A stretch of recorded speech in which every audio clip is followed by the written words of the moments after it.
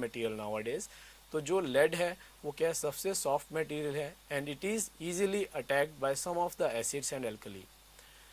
ठीक है, and the good resistance, it shows very good resistance to moisture. और this next effect क्या है कि लेड जो है एक बहुत हैवी मटेरियल है, तो ये these are the disadvantage. Heavy material है और पॉइजनस है। Poisonous means it release and harmful gases in the atmosphere.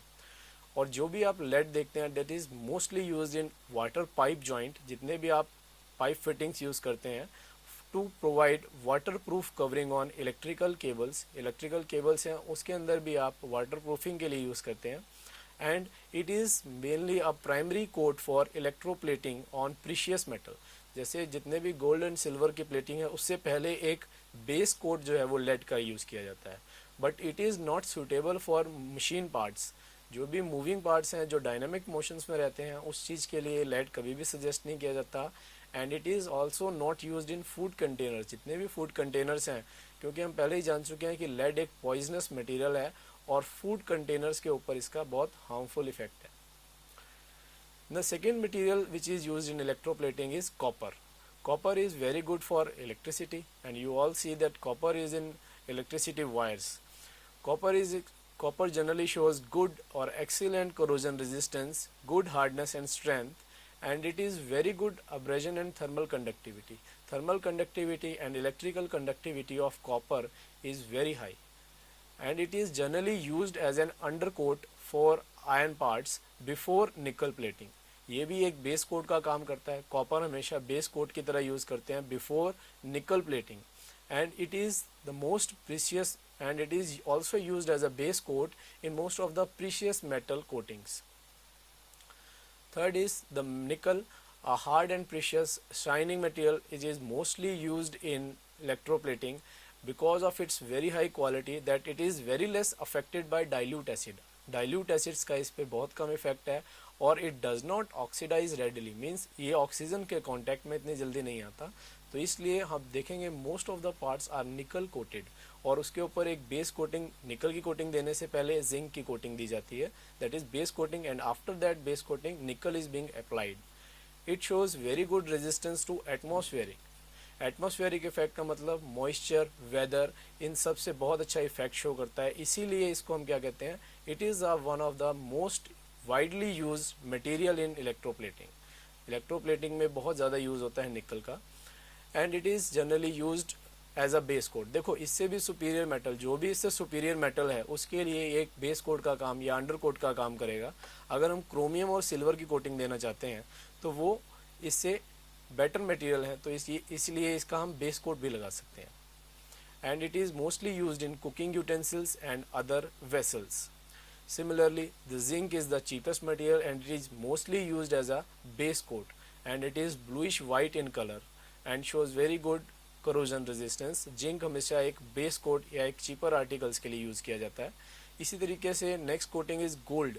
Gold एक वेरी कॉस्टलीस्ट और प्रीशियस मेटल है और नॉर्मली ये ज्वेलरी, आर्टिफिशियल ज्वेलरी और डिफरेंट कलर्स कोटिंग में यूज़ किया जाता है और ये हमेशा बेस कोट के बाद इसको अप्लाई किया जाता है।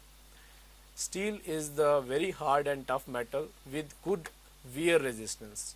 जब भी आप स्टील की कोटिंग, आप नॉर्मली देखेंगे कि आपको दुकानदार कहता है this is stainless steel, but कई दिनों बाद कुछ कुकिंग यूटेंसिल्स में आप देखेंगे कि उसकी परत उतरने लग जाती है, उसकी पीलिंग ऑफ इफेक्ट होने लग जाता है, क्योंकि स्टील एक बहुत हार्ड मटेरियल है और इसकी जो सर्विस लाइफ है वो धीरे धीरे उसकी जो है सर्विस लाइफ के टाइम ये इसकी पीलिंग ऑफ इफेक्ट शो करता है। तो आपके मोस्ट ऑफ द यूटेंसिल्स को जो आप लो कॉस्ट या चीप यूटेंसिल्स हैं that is not stainless steel but the coating of steel is provided on that. तो plated on worn out machine parts, जितने भी इंडस्ट्रियल यूज़ हैं या मशीन पार्ट्स हैं उसके ऊपर हम स्टील की प्लेटिंग देते हैं। एंड ऑन सॉफ्टर मेटल, कई बार हम सॉफ्टर मेटल, जो मटेरियल जो थोड़े से इससे सॉफ्ट हैं, जिसके अंदर आप हार्डनेस वैल्यू अचीव नहीं कर पा रहे, उसके अंदर आप स्टील के कोट दे सकते हैं। Other than this there are other precious coating, जैसे आप इरिडियम, आप देखते हैं कि जो भी एक मेटल है जो अंधेरे में चमकता है उस तरीके की coating, iridium, platinum, rhodium, these are the special purpose coating. आप देखेंगे कि आज की डेट में प्लास्टिक्स के ऊपर ये कोटिंग आ रही है। जब आप ग्लो इफेक्ट देखते हैं, बच्चों के आप स्टार्स देखते हैं, आप चिल्ड्रन रूम्स में आप देखते हैं कि आर्टिफिशियल मून्स बने हुए हैं, these are nothing but the rhodium coating और iridium coatings which are used on plastics. This completes our technique of electroplating. Electroplating में जो हमने डिस्कस किया है वो हमने डिस्कस किए हैं different factors which affect the electroplating and different types of material or different types of metals which are used in electroplating. Then now next technique is galvanizing.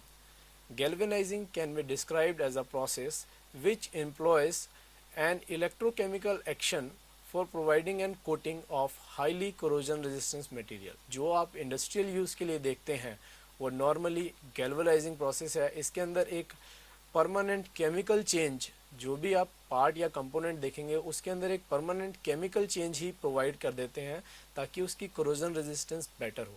उसके ऊपर कोटिंग नहीं होती, वो सरफेस के अंदर ही हम चेंज कर रहे हैं. That means a chemical change is initiated और provided on a coating of highly corrosion resistance material on another surface metal. It is largely used for the coating of zinc on iron and steel.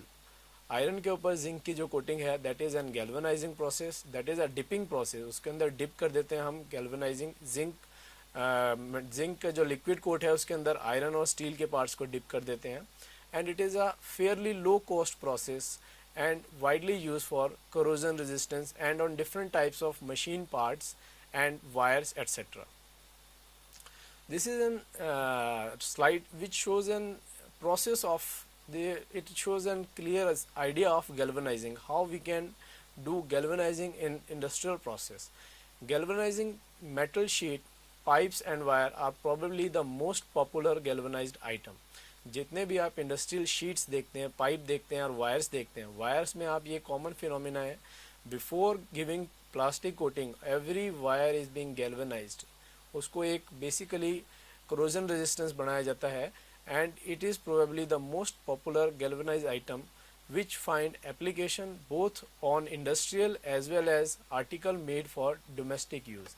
आप इसके अंदर देखेंगे कि first is the process, this iron part, let us say this is an iron part एक caustic cleaning. caustic means इसके अंदर एक base या एक, जैसे मैंने बताया टेट्राफ्लोरोइथिलीन, इस तरह का बेस आप प्रिपेयर करते हैं जिसके अंदर इसकी सारी इम्प्योरिटीज़ डिज़ोल्व हो जाए. उसके बाद उसे वाटर में रिंस करते हैं, then a suitable base coat pickling उसके अंदर देते हैं, उसके बाद फिर इसे रिंस करते हैं और लास्ट में एक फ्लक्स सॉल्यूशन जिसकी आपने फाइनल कोटिंग, जैसे ये बेसिकली पिकलिंग में अंडर कोट यूज़ कर रहे हैं और इसमें हम फाइनल कोट यूज़ करते हैं. और उसके बाद मोल्टन जिंक बाथ इसके अंदर हम इसके अंदर डालते हैं ताकि इसकी अड्रेरेंस, इसकी स्टिकिंग पावर बढ़िया हो जाए और लास्ट में इसकी फाइनल इंस्पेक्शन है. This is the process, this is a dipping process which shows galvanising. There are number of techniques by which we can galvanize a component. जैसे कि मैंने अभी बताया हॉट डिपिंग. हॉट डिपिंग जो सबसे पुराना प्रोसेस है, एंशियंट प्रोसेस है एंड चीपेस्ट प्रोसेस था, वो हम यूज़ करते हैं. पुराना है, चीपेस्ट है, इसलिए नॉर्मली आप इंडस्ट्री के अंदर भी ये हॉट डिपिंग प्रोसेस ही गैल्वेनाइजिंग का देखेंगे. It is use for mass production and first step involve is the cleaning of part. जैसे कि हमने देखा उसके अंदर प्रीवियस स्लाइड में मैंने आपको दिखाया कि इसके अंदर first step is cleaning of part. कोई भी पार्ट पहले क्लीन किया जाता है, फिर रिंसिंग की जाती है, उसके बाद अंडर कोट दिया जाता है, दैट इज़ पिकलिंग, उसको फिर साफ़ किया जाता है. तो this is a step, a cleaning of part. Degreasing इसको बोलते हैं, डीग्रीजिंग. डीग्रीजिंग मीन्स जितना भी एक्स्ट्रा इम्प्योरिटीज़ है, ऑयल्स है, उसको रिमूव कर देना. और annealing in case of the sheet metals and then cooled and dipped in the bath. We can control the thickness of zinc coat. जितना हम इलेक्ट्रोलाइट सॉल्यूशन को मोटा या पतला करेंगे टैंक के अंदर, उसके हिसाब से इसकी थिकनेस कंट्रोल की जा सकती है. Next is the flow galvanising. In this case instead of dipping we made the metal to flow on the surface of the article. This is better understand known as the scoop process और spraying. जैसे हम किसी metal surface को रख दें और उसके ऊपर गन से स्प्रे करेंगे तो मटेरियल क्या है, फ्लो करेगा on the surface of article. This is known as spraying process और commercially it is known as scoop process and it uses a metal gun which incorporates a device of oxygen flame through which a zinc wire is fed. जो oxygen flame है या oxy acetylene flame है उसके अंदर से zinc wire को पास किया जाता है. which is melted with the oxy flame and the air pressure is used to spray the molten zinc on the surface. जो बाहर से एयर प्रेशर गन के अंदर आ रहा है वो उस मेटल को स्प्रे कर देगा टू द इंफीरियर मेटल जिसके ऊपर हमने कोटिंग करनी है. तो ऑक्सीजन फ्लेम बेसिकली क्या है, जिंक वायर को मेल्ट करने के लिए और एयर प्रेशर उसको गन को प्रेशर देने के लिए कि कितनी स्पीड से आप उसको स्प्रे कर पाएँ. It is largely used on the surface of articles and also on marine part. जितने भी आप अंडर बोट्स पार्ट हैं जो आपके पानी के अंदर रहते हैं, that is marine parts. Shreddizing. This is the process used for galvanizing small components. बहुत ही छोटे parts और intricated parts जो complex shape के हैं उनके लिए हम shreddizing यूज़ करते हैं. In this process a box or container is used which is filled with fine zinc powder. इसके अंदर पाउडर फॉर्म में जिंक को लिया जाता है and the part are placed in the container and heated in the oven. Oven में heat करते हैं कि जितनी कोटिंग इसके ऊपर आएगी. इसके अंदर हमेशा नॉन यूनिफॉर्म कोट मिलेंगे और the part is placed in the container and heated in the oven. जो हीट करने के बाद जिंक मेल्ट होके सरफेस पे रह जाएगा. That is the vapours are stick to the surface of metal and forms a zinc sulphide over the work piece and the part is taken out. जो आप हीट करते हैं जिंक पाउडर को तो उसके वेपर्स जो भी मटेरियल इंफीरियर मेटल है या बेस मेटल है उसके ऊपर स्टिक हो जाते हैं and it forms a film of zinc sulphide over the work piece and the part is taken out and cooled. इसको बाहर निकाल के ठंडा कर लिया जाता है. This results in the galvanised surface. तो गैल्वेनाइजिंग के मेन 3 प्रोसेस जो हमने पढ़े हैं that is sherardising, flow galvanising and hot dipping. These are the 3 main process by which we can galvanizing a part. Next is this is the recent trend of anodic coating. Anodizing is nothing, it is not an older trend, is older myth with that कि इसका एक पुराना भ्रम है कि जो aluminium है वही हम सिर्फ एनोडाइज कर सकते हैं. बट ऐसा नहीं है. हम एल्युमिनियम के साथ बहुत से मेटल और भी हैं जिनको एनोडाइज कर सकते हैं. एनोडाइज का मतलब उसी सरफेस चेंज में ऑक्सीजन या ऑक्सीडेशन करना.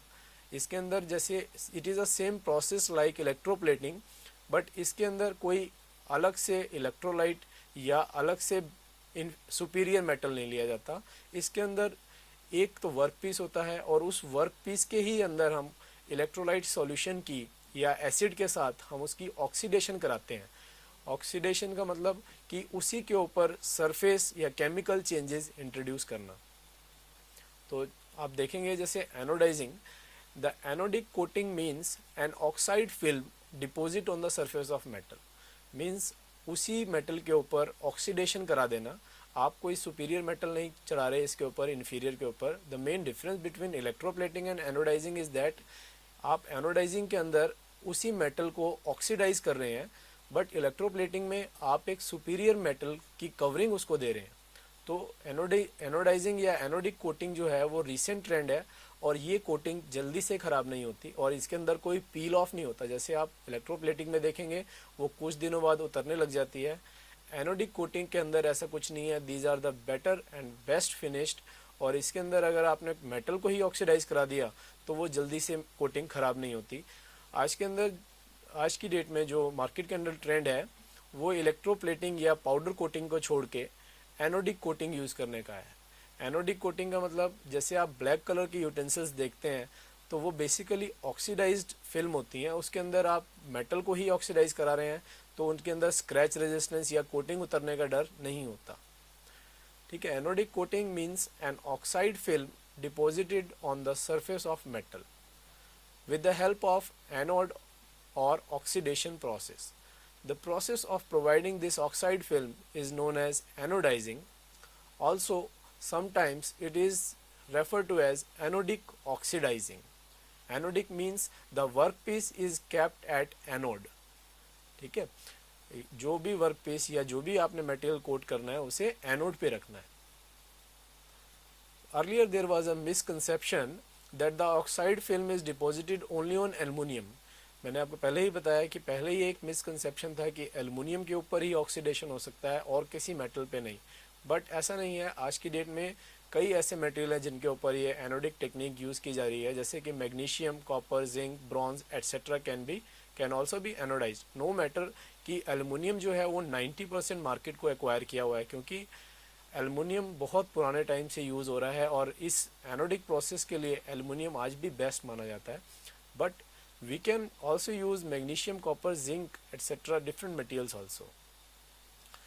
Lead is the most commonly used metal for coating on aluminium.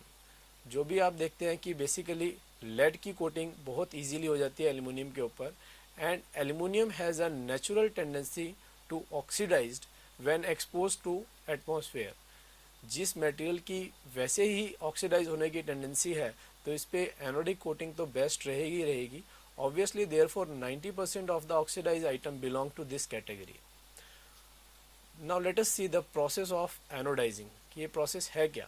In this process, an electric current is passed through the solution and the workpiece is placed at anode. And the electrolyte used is generally used to give oxygen on electrolysis. जब भी ये process start होगा, तो electrolyte solution का main purpose क्या है? सिर्फ oxygen provide करना. In anodizing, there is no deposition of layer. जैसे मैंने आपको पहले बताया कि एनोडाइजिंग में कोई बाहर से लेयर डिपॉजिट नहीं हो रही. ये तो करंट पास करते ही एक केमिकल रिएक्शन होती है जिसके अंदर ऑक्सीजन लिबरेट होती है और ऑक्सीजन वर्क पीस के कॉन्टैक्ट में उसे ऑक्सीडाइज कर देती है. ठीक है, oxygen is liberated in the process and when it reacts with the metal surface it convert it into an oxide. That is it is a part of work piece metal itself all along its surface and converted into an oxide film. Deeper the penetration of chemical reaction, the thicker will be the oxide film. जितनी गहरी उसकी penetration होगी workpiece के साथ, उतना ही better उसकी thick film होगी और better oxide film होगी. Thus we see that there is neither a pure electrical, it is not a neither electrical process nor a pure chemical change. इसीलिए इसको हम ना तो इलेक्ट्रिकल प्रोसेस कह सकते हैं ना केमिकल चेंज कह सकते हैं, हम इसको कहते हैं electrochemical process. It is a combination of both, and the name is given because of the two different techniques are used, that is an electrochemical process. There are three main stages in anodizing. Anodizing में कोई भी तीन मुख्यतः stages हैं. पहली जो stage है वो है उसकी cleaning करना और surface को prepare करना with rinsing of film, and second stage है, the second stage consists of anodizing and converting the metal surface into an oxidized film, and the third stage is the desired color and solubility. So आप ये diagram देख सकते हैं, इसके अंदर लिखाया गया है कि एनोडाइजिंग क्या है. एक बहुत ही सिंपल मेटल. Thank you.